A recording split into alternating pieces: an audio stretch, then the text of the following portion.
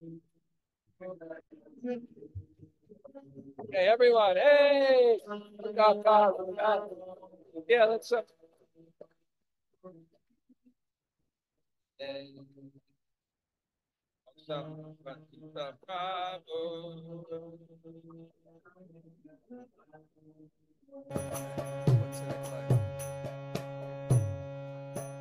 having technical difficulties. Okay.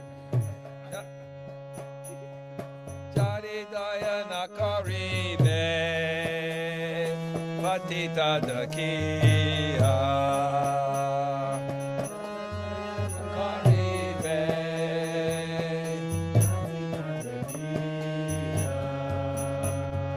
jari daya nakaribe patita dakiya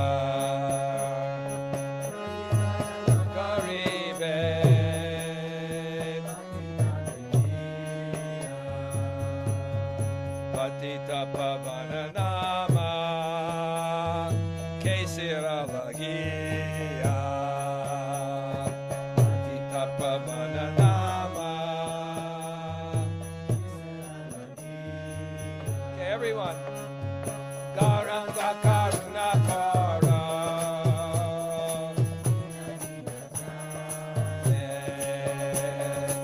Osama Patita Prabhu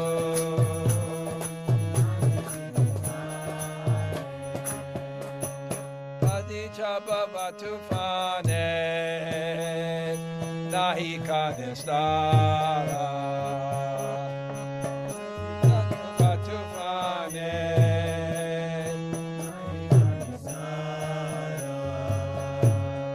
Sichara Charani Dane Dasi Korobara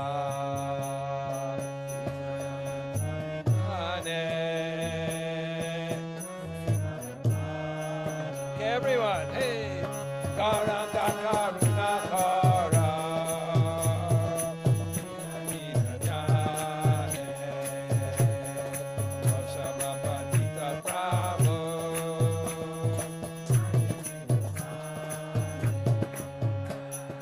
Shri Krishna Chaitanya Prabhu, Dasiranudasa. Hey, Shri Krishna Chaitanya Prabhu.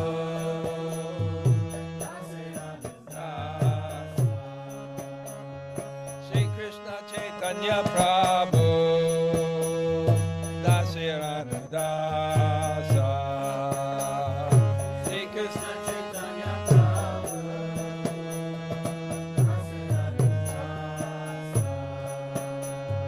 Pradana Koro Yisada.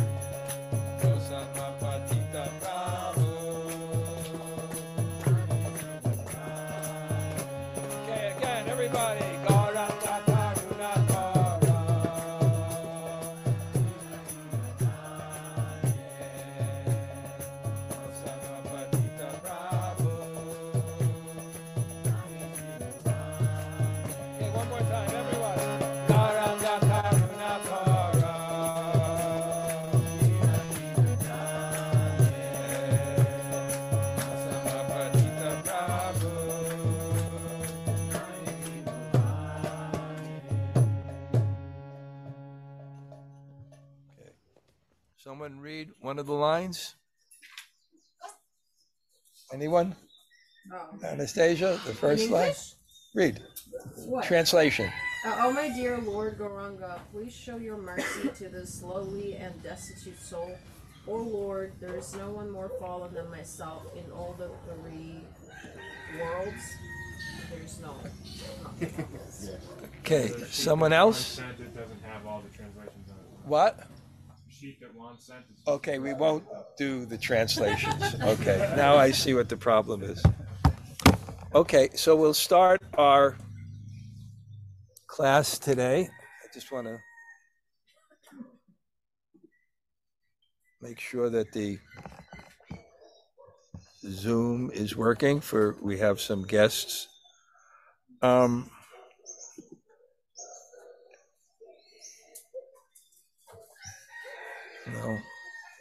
let me just find where we're at.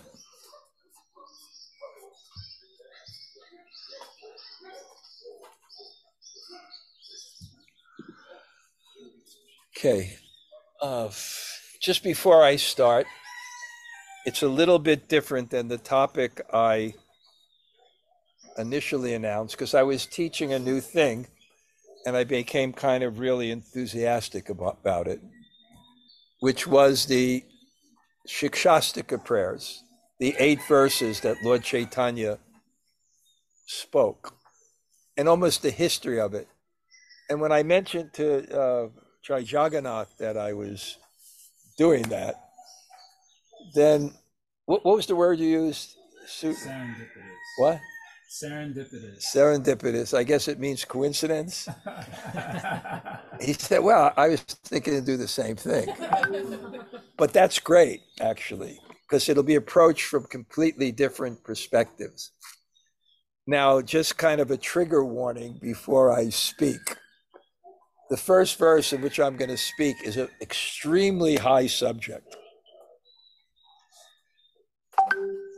Don't become discouraged when you hear the verse, because the focus of my class is to explain that in a very simple way. It's a challenge, but I've been focusing on this, and it's very, very interesting. And ultimately, the whole thing becomes based on the holy name. So I think it's very practical. So I'm going to read this first verse. And Om Namo Bhagavate Vasudevaya.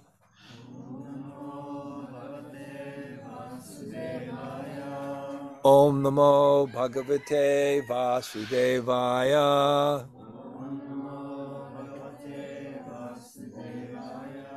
Om Namo Bhagavate Vasudevaya.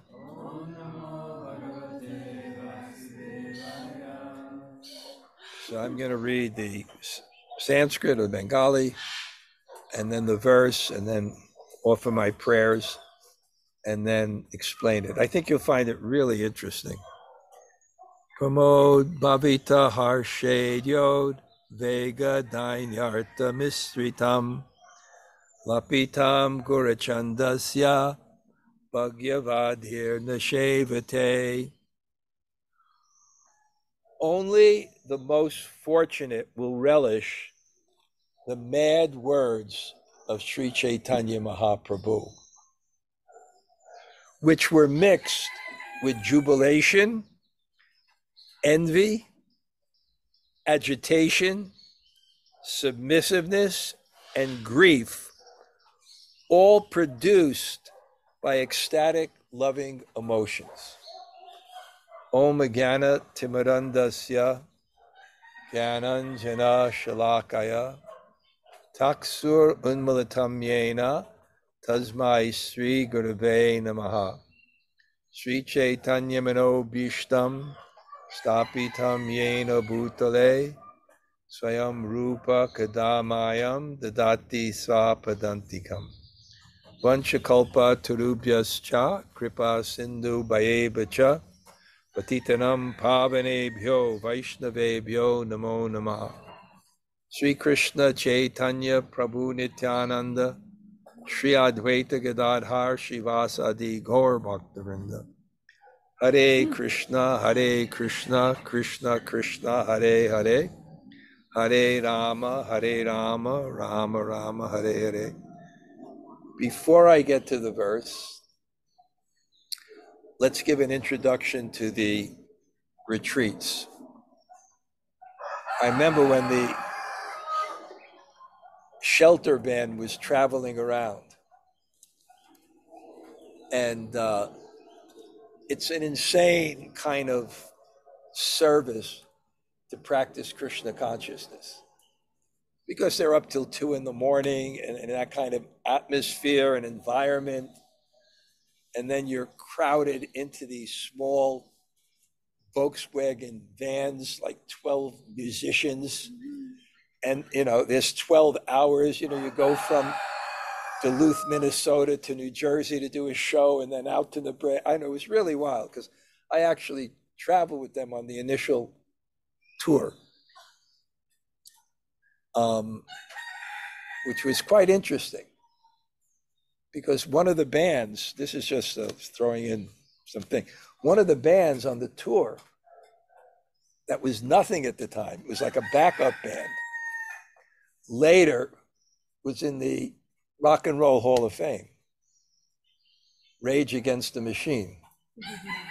It was, the band was there. It wasn't close, called Inside Out at the time. And so somehow I forgot along the way, maybe not there, but maybe in India, Raghunath met one of my friends named Burijan Prabhu. And he's just gifted with wisdom. Some people are really just gifted with wisdom. So Raghunath asked him, I don't know, out there, how do you practice Krishna-katha? It's so difficult, this is my service, etc. And he said, retreats. Retreats. Because the whole idea of the practice of Krishna consciousness is faith. And faith, and this, I love this. This is like a mantra for my retreats now. And it's a definition of faith by this Christian apologist named Alvin Plantinga. Very mode of goodness, Sattvic professor. He said, faith is trust by experience. And faith is the most important thing in our life. I'm not talking about I believe or not a believe, but like a real realization of what is your proper goal. Because if you don't have the proper goal, you waste your whole life. You become Colombia's next top model or... Hey. What? It's okay. Become a model as well. But not as your ultimate goal, as a means to the goal. I'm not against sense gratification. I'm not against sense gratification. It's just not the goal. We take what we need to get to the goal. No, do your actress career. I bless you. Let you be successful. I want to see you in I want to see you win an Oscar. Everything. And I'll be the guest in the front row. You got a special guest. I'll shave up through the thing. So that's okay.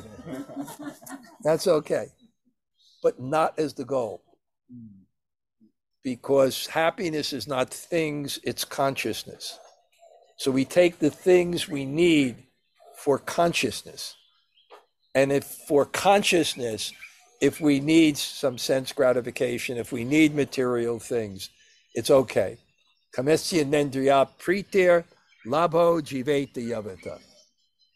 What is sense gratification for? The Bhagavatam says, Kamesya nendriya pritir, it's not for the pleasure of the senses. We take what we need for the right goal. So the most important, you agree now, right? Yeah. Okay. I always agree. Okay. Is having the right goal. And the right goal, like for the fish, the right goal is being in water. If it's not in water, there's nothing you can do to satisfy us. And our right goal is a connection for God, because that's what we are. We're part of God. We're meant for his service. And Prabhupada just gives a simple example of the hand or part of the machine. If the hand is separated from the body, it has no sustenance, it has no function. So that's who we are. And we'll find satisfaction there. But unless we have an experience of it that gives us that sustenance and gives us that pleasure, we won't move towards that. And faith is not this, I believe, I don't believe. It's kind of a realization that can recede within the mind if it's not renewed. It's not, it recedes. We forget until that experience. I'm thinking about why I'm in Krishna consciousness. Now I'm remembering the Brooklyn Temple in Henry Street. It was such a dynamic temple. And I used to visit that temple. And I remember the experience. An experience that was not super, but supra. Supra-sensual. Sensual, super sensual. Supra, beyond anything I can get egotistical. It was an experience. And that experience became my goal. And lo and behold, after 50 years, despite what we've been through, Jai, we're still here, right? There's little bumps on the road. There's things that don't agree with us. Sometimes we go into the wrong temple and we go to the temple and we come out. Wait, what is this? We're less enlivened than we went in because it's not functioning right. It doesn't fit our mood. There's so many things that can happen. You're in an institution, it's hierarchical. And you discussed that in your last class, Jai, right? You reach plateaus. There's one thing where I made that thing about, you said deep, deep this, deep. I put deep work. And there's a phenomena that we will always plateau unless we do extra work. The work we do to get to a platform will not bring us to the next platform. So people come to a platform and then there has to be work. And if we don't do the work and there's not the inspiration for it, there's not the association for it, we'll wind up, as you were discussing sometimes, unfortunately, with friends I have, friends you have, that say it's not working. So these retreats are meant to give that experience. And the experience of Krishna consciousness comes from practice, and practice means concentration over a period of time without interruption in the right mood. And you do that times of the day to renew your faith, times of the month. The Ekadasis are good, the holidays are good, and times of the year, retreats. And I've seen it. It gives people faith, it renews people's faith. And the wonderful thing about having retreats in places like Shyam Ashram, which is so idyllic. I've been here a week already. The weather, the food, the nice people that I meet. You can get that concentration without the sense of arduous austerity. Just like I was so happy. I didn't, because generally people wander in and out the first day. Where is everyone? When I came here, I thought, I'm going to be sitting here alone. And everybody was already waiting for me. I said, wow, this is great. So you do that. You come, you do this. Then I'm having my class. And then we have a break. There's something you're going to do today. You'll go out. Jai's class in the afternoon or evening. Some kirtans, and before you know it, it's concentrated, reasonably, without interruption, and a prolonged way, the whole day. And after, what happens, Kelly, right? It gives you an experience, right? That enthuses you, that sometimes it's not easy to get when you live in New Jersey and you go through the bridge and then you try to find a parking spot near the Bhakti Center, And then you come and then all you do is you see all your friends and you talk, you take prasadam and you leave. It's hard. Okay, because there's not only entertainers here, but I'm also a stand-up comedian. So I'm going to tell one of my favorite Woody Allen scenes about parking in New York. He's having a nightmare. And he's in a coffin. And there's 4 pallbearers. And they're walking down an isolated street in New York. And as the the coffin is going down the street, it sees a parking spot, and it does parallel parking into the spot, and another coffin comes and takes the spot. Okay, I tried. It always doesn't work. Okay. Come on, Patrick, is that good? Okay. Okay, now getting back to this. I have to explain Chaitanya, the theology of Chaitanya, because I'm going to go into this with these ecstatic emotions. I have to explain the theology of Chaitanya. And I really want to present it in a reasonable way. So, Jai, you're here to check my logic. I usually have someone that checks the logic. I'm very humble, Mark. Well, if not, if Gail is listening, she'll catch me. Tell her we miss her. If there's a space in between. So my first premise is, what God means is he's the supreme controller. If you're the supreme controller, God must also be the supreme enjoyer. Because no one uses their control to be miserable.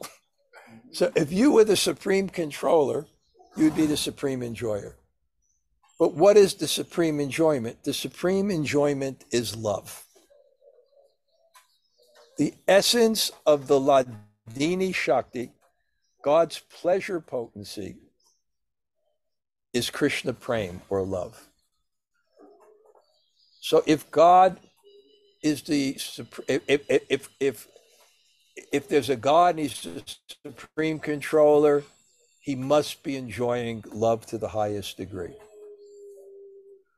But love is an energy between two people. And you enjoy it from two different perspectives. You can enjoy love as the object of love or the beloved. And you can enjoy love as the subject of love or the lover.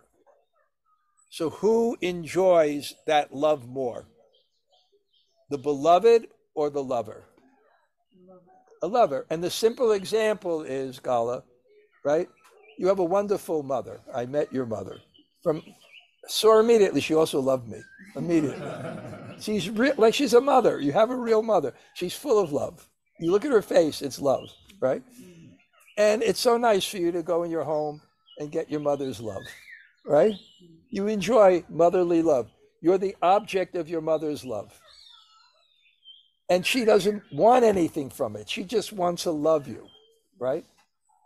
But even though she's selfless, who enjoys the love more? She does. She does. So the lover enjoys more than the beloved. So now here's God's problem. God is the object of love, right? So God is sitting there, Tintamani Prakrasad Kopaviksha Lakshavadesha, and he's enjoying that love, right? But someone enjoys the love more than God, and that's his devotee. The lover of God enjoys love more than God. So God, to be God and be the supreme enjoyer, must also take the position of his devotee. Must also have the sentiment of his devotee, Srimati Radharani, at the height of her love. So therefore, the story of Chaitanya is God becoming a devotee. But in that realm where there's no time, you can become something and be it eternally at the same time. So there's a story of God becoming his devotee. That's Chaitanya. And the beautiful part of this story, when he takes birth, he doesn't have that love. He's God, but he doesn't have that love. And why doesn't he have that love? Because where is that love of God? It's in the heart of the devotee. So until he meets his guru, he doesn't have that love yet. He doesn't have that love. So the story of, I always do this. I tell this example, but, I was giving a lecture on Lord Chaitanya, and maybe it was Gaur Purnima, and it was the Bhakti Center. And these are the toughest lectures in the world. It's so much easier, Jai, to just give a class, right? The same people, frame of reference, you spoke the last thing, etc. You build it up, you know where they are. And now they say, okay, Jai Jagannath, it's Radharani's appearance, and give the lecture, right? And then Jai looks at the audience, and then there's like some old Prabhupada disciples there wanting to see that Jai's famous for his talks on Rasa Shastra. Right? So that devotee sitting there, they caught you with a commentary of Vishwanath Chakravarti Thakur, and he's sitting in the audience, right? Right? And then you got like, some devotees that are more Rasika there, you know what I'm saying? Like some people like that, and then you got new devotees, and then you're there, and you everyone knows in any type of communication, the audience has to be one mind. And if it's not one mind, you can't create that feeling of unity that's necessary. You can't even communicate. It's so confusing when you get mental, because real communication, whether it's class or teaching, has to be on the level of unconscious competence. It has to be at a higher level than just the intellect. It has to be your frame of reference and something working. So it's so difficult. And there's Jai. So he's given the class, okay, that person's there, going to check if he quotes Vishwanath Chakravarti Thakur and Rasa Tattva. And then there's other people there and new people. And then Jai gets into the audience.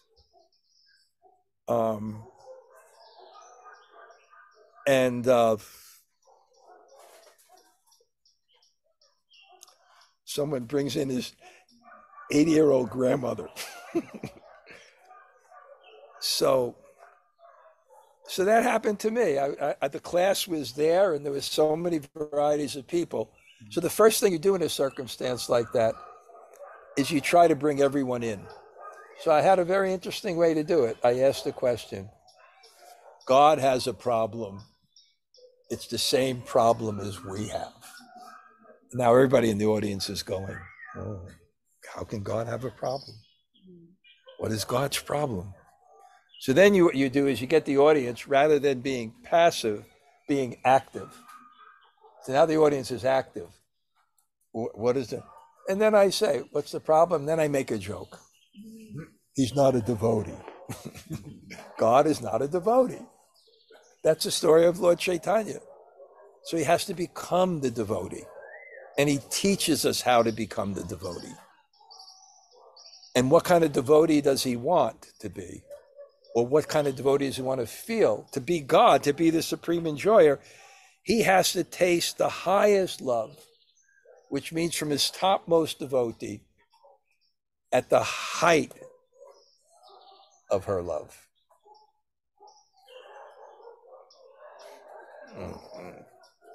And his life is like that. So we're following his life in this Chaitanya Charitamrita, and now it's the very end. And what does the very end mean? Well, the first 24 years, he's in Navadvip, and then his father dies, and he goes to Gaya, this place where you offer the oblations. That's very important in Indian culture. And he meets his guru. He makes this commitment to Krishna consciousness, and commitment changes consciousness, and his heart opens up to what his teacher gives him, and he's transformed. And at the age of 24, he leaves home, and he travels for 6 years, and then he lives to 44. So the last 18 years of his life, his mission is what? His mission is to taste this highest love and to give it. Samarpiyatam unatojvala rasam swabhakti swim. He's giving his own bhakti. So what is God giving in terms of Chaitanya Mahaprabhu? He's giving himself. He's giving the ecstasy of relishing his own form and his own ecstatic love of him.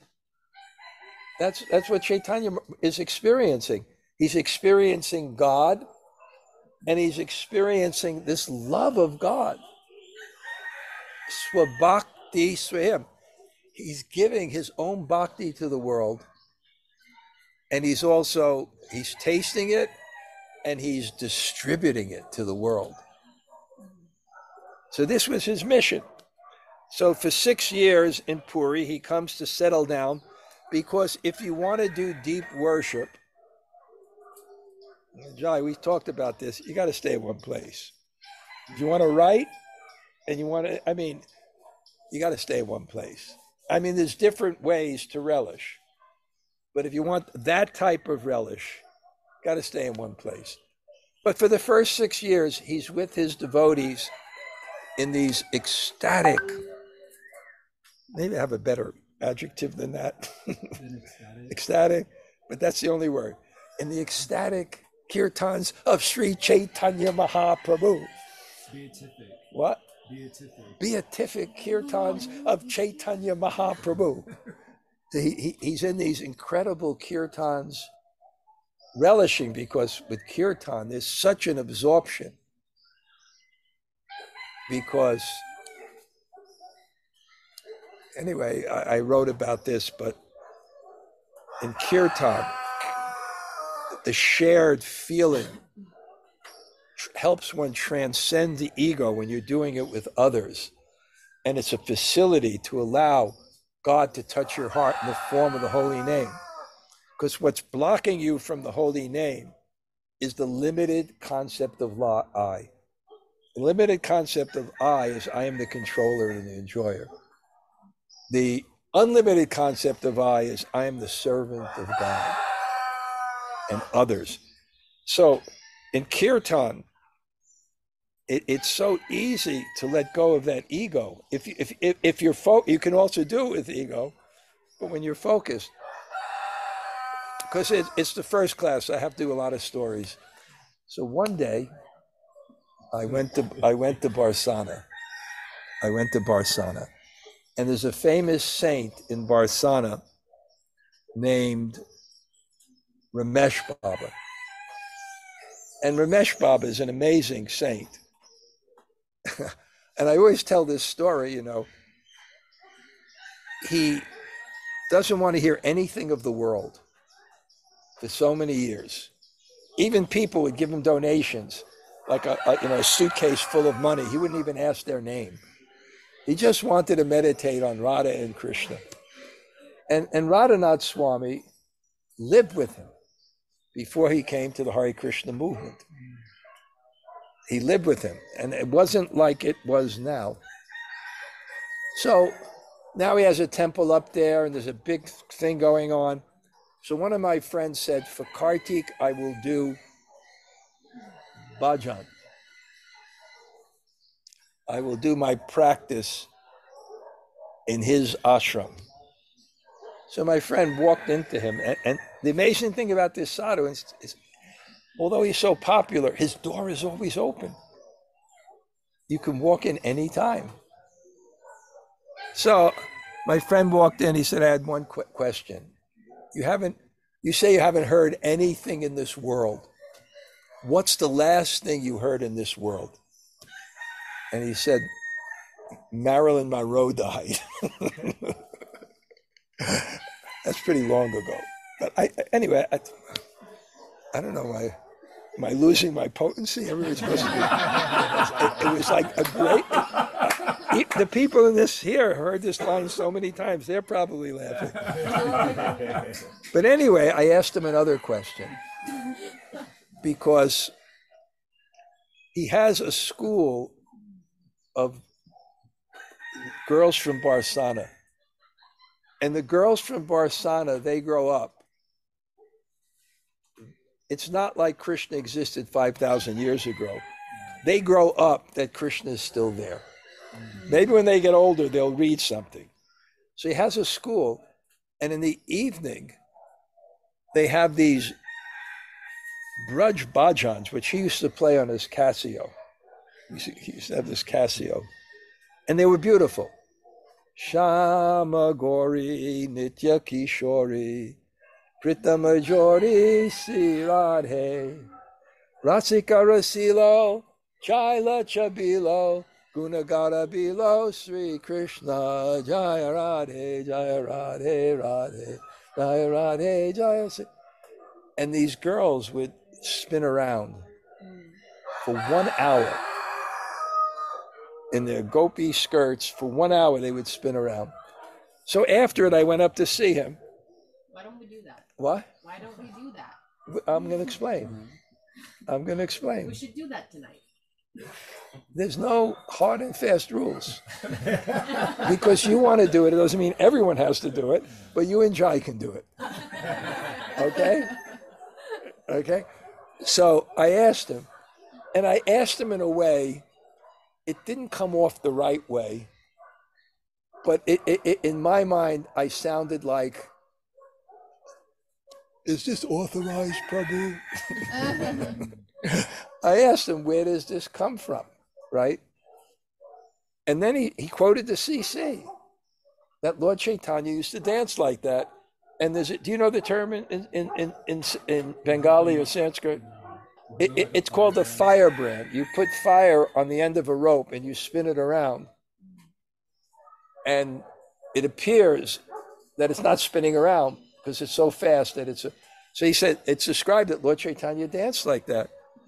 And he said, when people dance like that, dancing like that, they lose the bodily concept of life. He said, these girls are just not even thinking they're the bodies.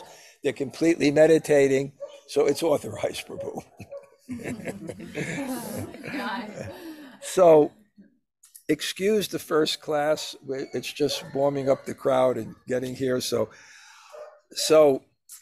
that's kirtan. So Lord Chaitanya is doing these kirtans.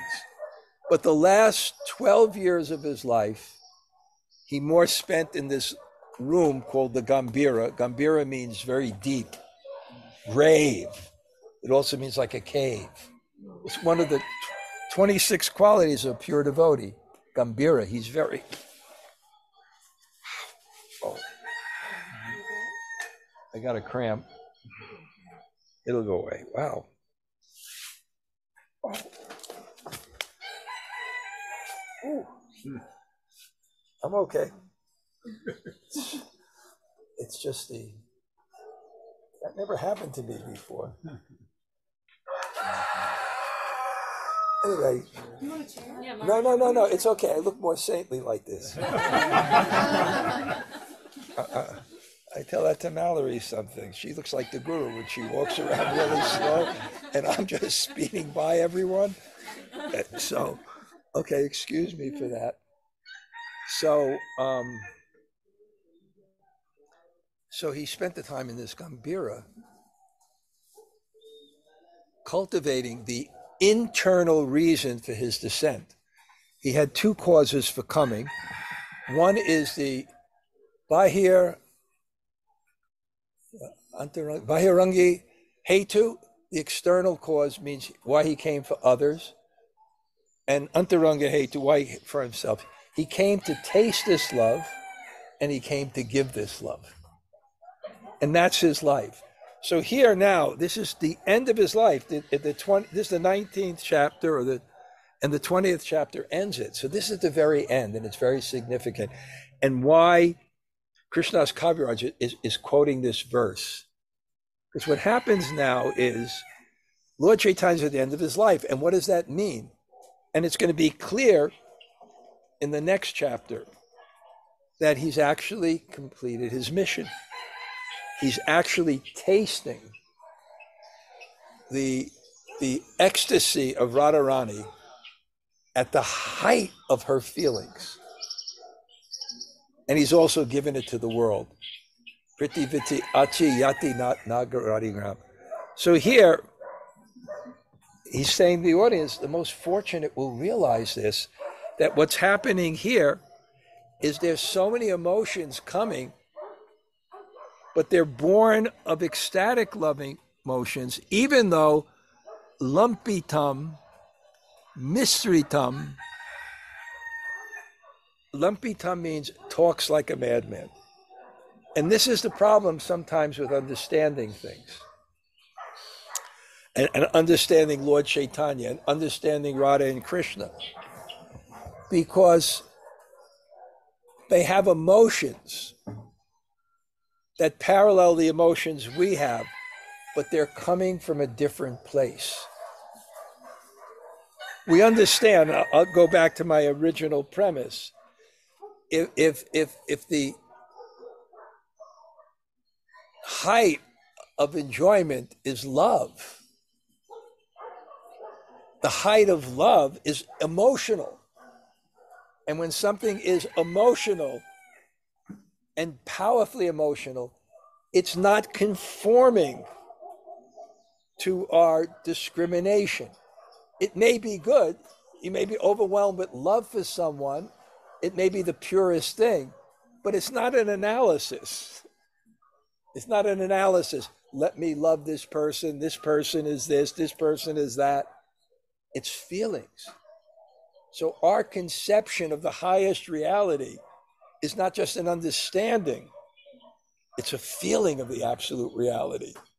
And it's a feeling of the absolute reality at the highest state of emotion, which is drama, actually. There's drama. Even to the extent, and this is by Vishwanath Chakravarti Thakur, Jai, to the extent that Vishwanath Chakravarti Thakur said that God must be forgetful and not just all-knowing. And why must God also be forgetful? Because the highest feelings are love. And if you're not forgetful, there's no drama. There's no drama. And I give a simple example. When I went to my brother's 50th birthday, it must have been, I don't know, 10, my younger brother, maybe 10 years ago or more. I went to his 50th birthday, and it was a surprise party. And the biggest surprise was that I came. But I came after the dinner. So everybody was already sit down, and the doors open up, and here I am. People don't know who I am. My brother sees me, And then, of course, if you want some humor, this is how my mother introduces me. Someone says, well, where does he live? She says, he has mansions in many continents. Where did that come from? But so, boy, we're having fun today. So, but it was a surprise, right? To invoke his emotion, to invoke the emotions, we love you more. So otherwise, what would Krishna Leela be? Radharani's upset, but of course I know the future, and the future she won't be. There's no emotion. So the whole idea of Krishna, and what is he trying to relish? What's the height of Sri Radha's love? And you know that by the stories in the Chaitanya Charitamrita that Lord Chaitanya was focusing on. Because you want a particular emotion, it's best communicated by poetry and drama. If you want to cultivate an emotion, and that's why young people, they want this infatuation and love, and that's why they have all these songs, love songs, romance songs, catchy songs. They like that emotion, and they want to feel that emotion. So he's trying to feel that emotion. So we'll see. Actually, it's very interesting how he's cultivating that emotion. That's going to be described here. But what's so interesting is, if you look at the stories, the rasa dance, where Krishna left the rasa dance, what did the gopis feel? When Krishna left Srimati Radharani, what did she feel? When Akrura came to take Krishna out of Vrindavan to Mathura, what did now you have to understand, if God has love, then, and we believe there's a God, then what is the intensity of that attraction? If it's just reasonably, what is the intensity of that attraction? If there's actually a love of Godhead, what does that feel like? And what does it feel like when the object of your attraction goes? It's described that the gopis cursed Lord Brahma for eyelids because they blink and they can't see Krishna. Who has that love? When Krishna is in the forest with the cowherd boys and he's roaming in the forest, and there's every time he goes behind a tree, they feel it.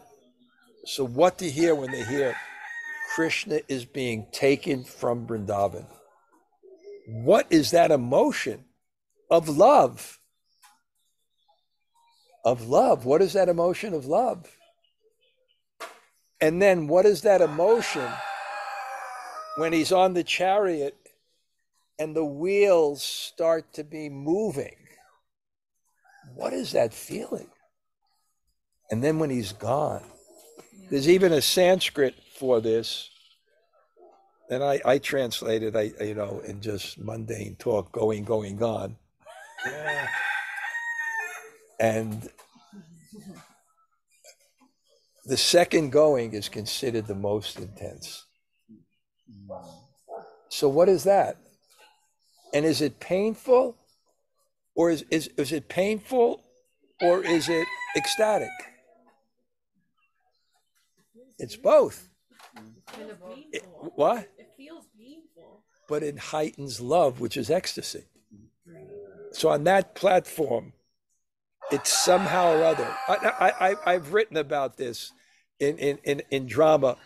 When there's a tragedy and you're watching a drama, and it's a good drama, you feel the tragedy, but you're enjoying it. Yeah, absolutely. What? Absolutely. You're enjoying it. So it's somehow these emotions can get mixed on that platform. They're enjoying it, but they're feeling it at the same time. And therefore it's described as poison and nectar mixed at once. So here, what Krishnadas Kaviraj is saying right now is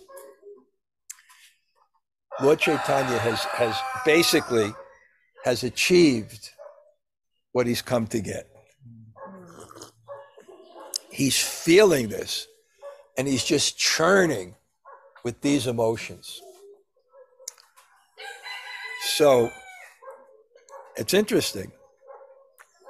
And the fortunate person will be able to understand the mind behind the external. And I coined a term because analogies sometimes are the only way that you can actually understand difficult concepts in practical ways. And I described that they call it, people on the spectrum, they have autism. And what that does is people can't understand the mind. We understand the mind. Sometime watch a situation comedy, shut off the sound, and you'll understand everything that's going on. I'm so cognizant of that until I read about this phenomena, that these people studied 365 muscles in the face, which they can identify connected with different emotions. It's so obvious. We don't think it like, really? But yes. You look at anybody's face, basically it's expressing a particular emotion. And even you be cognizant, I was talking to someone yesterday, no, it was 2 weeks ago, and he was telling me something that I didn't really agree with, right? And I didn't want to let him know that I didn't agree with it because the person may be insulted, right? but I knew that my face was revealing it. And I just, because I actually saw my face and I saw the muscles coming saying, oh yeah? You know, it was something. So what happens is we have another type of autism, it's spiritual, where we can't actually see what's the cause of this, because the cause of it is prema udbhavita. It's produced from ecstatic emotions. It's not produced these jubilation, agitation, submit, grief. It's not coming from the ego. It's coming from something else, and therefore he's saying this is not easy to understand, which is why generally that our study is very systematic.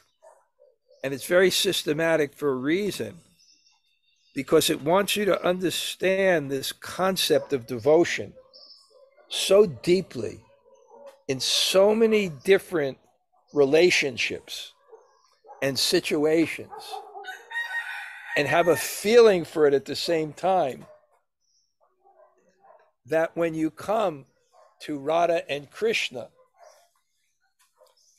it doesn't trigger your own samskaras, that this is mundane, but rather it triggers your devotion.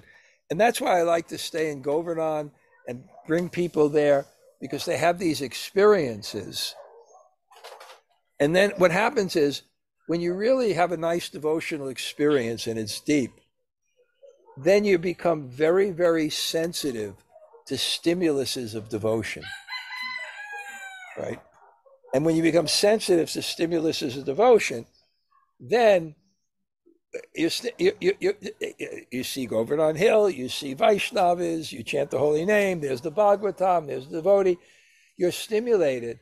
And then when there's something Radha and Krishna, that's stimulated in you, rather than the mundane. So here it says, prema ubhavita, it's produced from ecstatic emotions, but it sounds like a crazy man from our perspective. But from someone who is rasika, who's experienced, he sees this. This is the highest love.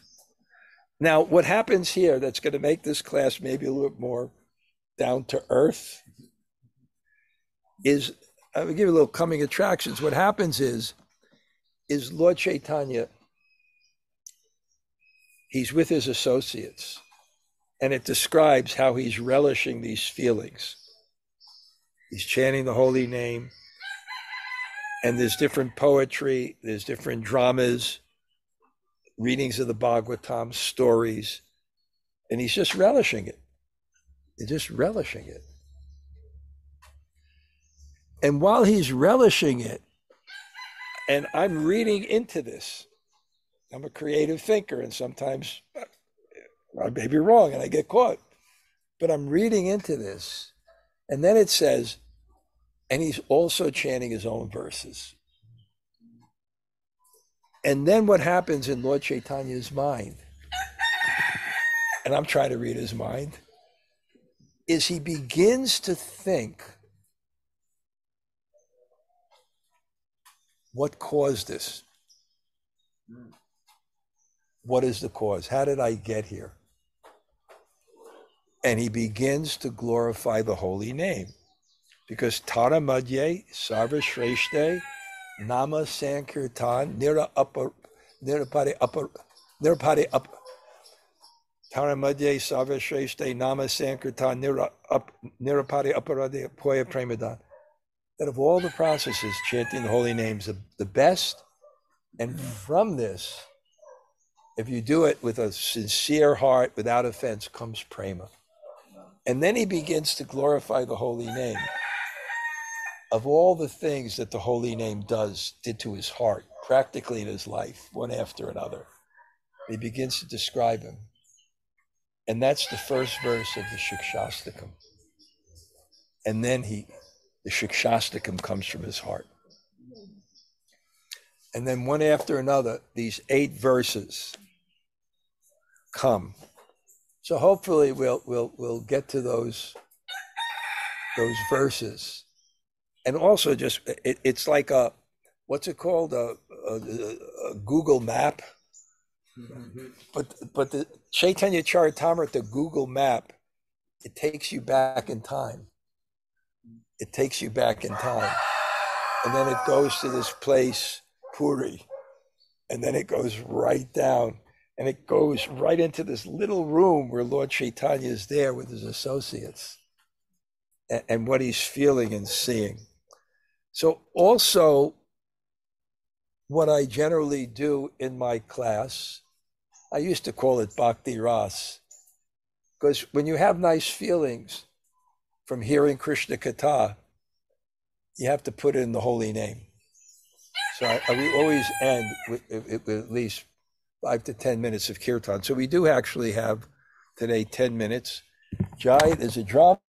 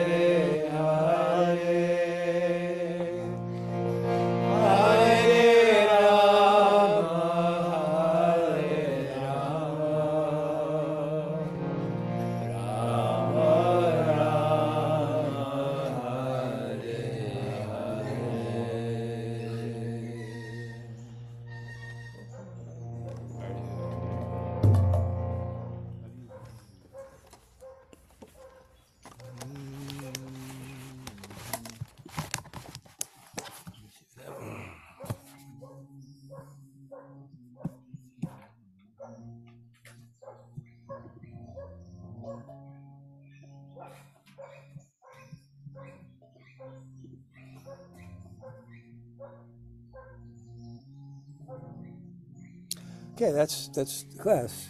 Okay, now it's on it. It ends with kirtan. Okay? I just speak to the people that are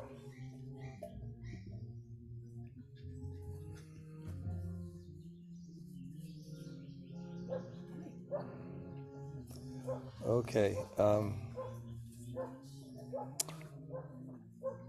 Okay, I don't know how to work this. Okay, those of you who came online, so nice. Thank you all. Okay, Jamuna Jaya wants to say hello. Everybody. Haribol. Thanks for the kirtan, Jai Jagannath. Haribol. Okay. They're wonderful. Thank you, Mirage. Okay, it's nice. Okay, great. Okay. Okay, we'll see everybody on Sunday, okay? Thank you all for coming.